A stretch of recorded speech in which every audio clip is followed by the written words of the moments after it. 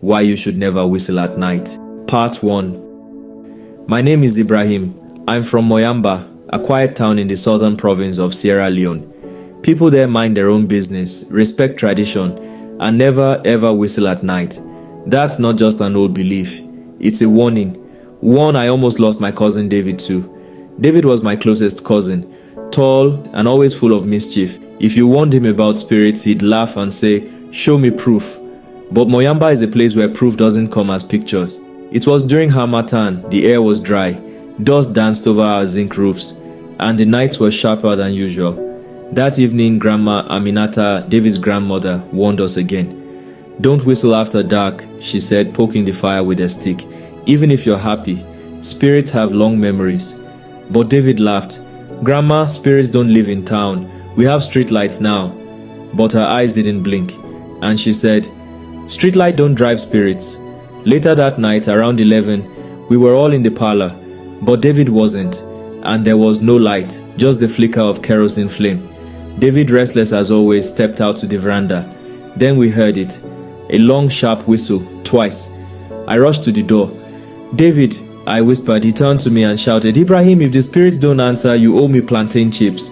He laughed again, but that's when we heard it, not from him, but from behind him. Another whistle, same rhythm but slower. He turned around quickly, but there was nothing or no one there. We ran and slammed the door shut, and Grandma Aminata came quickly. She looked at David and hissed, "They've heard you now. Tonight you must not sleep alone." At midnight, David began sweating. His body turned cold, but his head burned with fever too. He spoke in tongues, languages we didn't know. He laughed, then screamed. We tied red cloth around his wrist. Grandma Aminata sprinkled salt at all four corners of the room. And still, the whistling returned. Not from outside this time, but from under the bed. We lifted the bed and found only dust. No one or nothing was there. Then David vanished right in front of our eyes.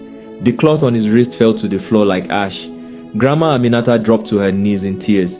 She cried, not out of fear, but guilt. I should have told him. His great-grandfather disrespected the forest spirits. They vowed to take one of his own. She ran to her room, came back with a carved wooden bowl and whispered, "The spirits don't keep what's not theirs." She called on old name. She poured water into the bowl and began chanting in Sherbro. The bowl trembled. The water turned black. Then we saw a face inside. It was David's. He was in a place filled with red and surrounded by dancing shadows. He was crying, reaching out. Grandma said, "He can come back, but it must be a trade." "What trade?" I asked. She looked at me, her eyes full of fire. "One must call him from love, one must call him from blood, and one must carry him back with silence." We held hands, me, Grandma, and his younger brother Moses. We called out his name 3 times, then fell silent. No sound, not even a breeze. Suddenly, the lamp went out.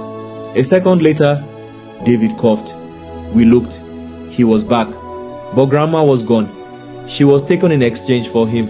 He whispered, "Don't ever whistle at night, Ibrahim, even if you're happy."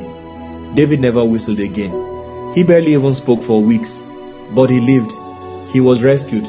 So next time you hear someone whistling at night, especially if no one's around, don't answer. And remember what Grandma always said, some spirits are blind, but they can hear, and your whistle might be their invitation.